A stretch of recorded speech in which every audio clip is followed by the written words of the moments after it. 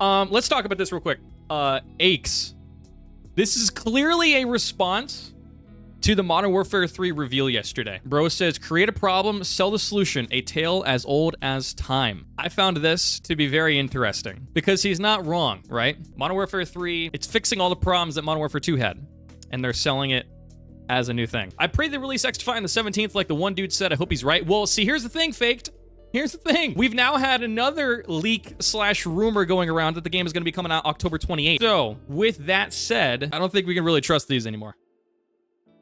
I've been saying since the beginning, the only release date that we can trust comes from Mark Rubin or Aches or XDefiant in general. You know what I mean? That's the only place that we can actually like trust things right now. Blank thoughts, just becoming more of a passive watcher of XDefiant content. Yo, Shadow. I think that there's a lot of people who are in a very similar situation as you right now with that. I will say, I think that interest in XDefiant as a whole has become very apathetic. And what I mean by that is like people are not as super duper engaged on a daily basis now as they were prior to what's been going on. XDefiant is still doing a lot of stuff different than other titles out there and is great free-to-play alternative to games like MW3. Oh, completely agree, Decoy. I mean, the thing that will always be the case with XDefiant in comparison to Modern Warfare 3 is the fact that XDefiant's free-to-play. You know what I mean? XDefiant's free-to-play. That's the biggest diff. The biggest diff. In Mark, we trust. John Anderson. I agree. Completely agree. Delays. They might never release it. Well, Little Nicky, they're gonna release it. The game will get released. There's no questioning that. The game will eventually come out. It's just a matter of when. I'm being patient. This is coming from someone still waiting on Half-Life 3. Whoa. Tapper. Good luck. What happened? Nothing has happened, actually. That's kind of the problem. Let's be honest. Nothing's happened. That's kind of the issue here. That's kind of where our problem is. XDefiant's going to be flooded with all the kids who have to wait until Christmas to get the new COD. That's true, Decoy. That's true. And without skill-based matchmaking, we're going to have a good time with the blueberries. To be honest, I really think XDefiant is going to do better than MW3 because COD always drops the ball after launch. It's been like that since Modern Warfare 2019. Last time I had fun on Call of Duty was Black Ops 2, 3, and 4. Well, here's the thing with that, Faked. Here's the thing. I hear where you're coming from with that, but there's one very specific difference, I think, this year than what we've been getting in the past with Call of Duty releases.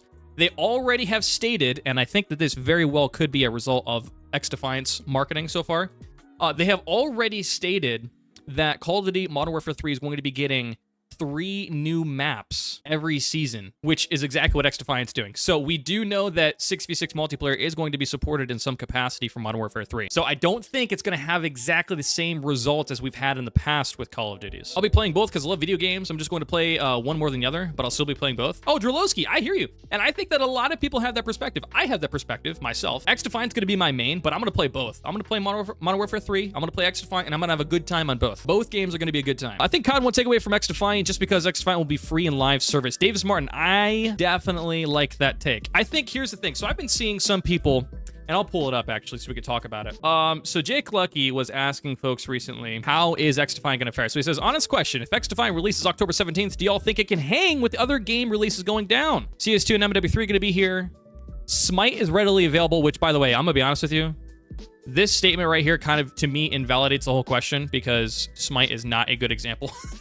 It's not. And Halo Infinite, while being a very good game, is not popular in the slightest in the grand scheme of things. So I don't think that either of these games are good examples. But still asking the question. I've seen a lot of people, especially in the COD community, that have been talking about XDefiant and whether or not it can survive because we've been having the MW3 beta reveal. They've been starting to say that, you know, XDefiant's no longer going to be able to do well. I feel a lot of people are going to go to MW3 because of the movement and Rebirth. Well, Rebirth doesn't come out until next year, until early 2024. And here's the thing. XDefiant has movement just as good as MW3. But yeah, I mean, XDefiant has really solid movement just like MW3. Now, I will say the slide speed in MW3 looks freaking fast. It looks really fast. But with all that being said, COD community is now asking if XDefiant is going to be able to survive. And we've been talking about this for a while now. Like we've been on this. We've been on this for a while. We've been talking about like the idea of can XDefiant actually succeed if it does in fact have to release around the same time as MW3. And I've been saying it this whole time, and I think it's still accurate. XDefiant in general will succeed. And I think also too, this is another thing to keep in mind. In the eyes of Ubisoft, I actually think like they've been trying to take a grassroots sort of like a quiet approach to launching the game. I don't think that they were expecting to have some massive launch in the first place. I really don't think that they were. I mean, you got to think every time that they've talked about their player numbers for their betas, they've been they've been surprised at how many people play the game. So I think success for Ubisoft means something completely different than what success means to us. Let's keep that in mind. I think that in terms of player counts, I think Ubisoft has a different version of success than we do because they're playing the long game. That's my opinion.